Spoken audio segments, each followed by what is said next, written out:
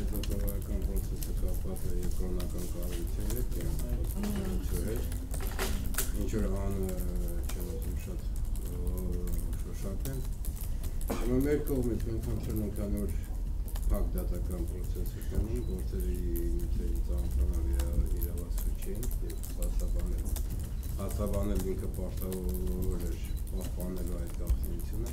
բայց դատական պրոցեսի հետո մենք արդեն բոլոր նյութերը ինչ որ առկա է ծանոթանալու ենք եւ ներկայացնենք ամբողջ տեղեկանք զանգվածային լրատվական միջոցների կապված այս գործի հետ։ Դրա հետ մեկտեղ նախնական կարծիքը ես ասեմ, որ այսօրացում նախնական կարծիքը հետեւյալն է։ Թերի կատարված քննություն։ Ինչու՞ է թերի։ Առաջինը չի կատարվել կոմպլեքսային փորձաքննություն։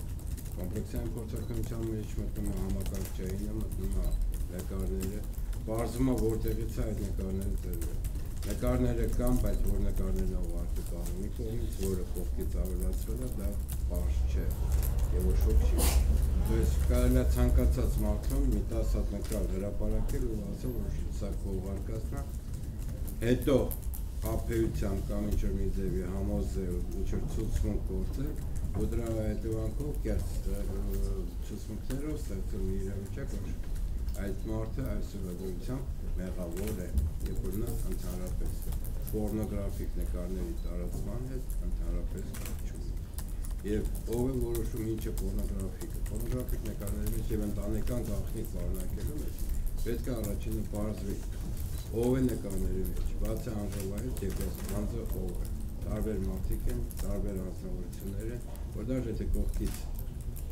ուսումնասիրեն, պարզ կլինի, որ նկարների մեջ անժողովից տարբեր անձնավորություններ են, մենակ մի հոգի չի։ Դրա հետ կապված մեր կողմից, մեր կենտրոնի կողմից հետո ամոթանք լինելու եւ ամբողջ գործը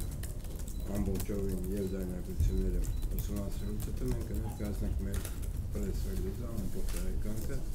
զանգվածային լրատվական միջոցների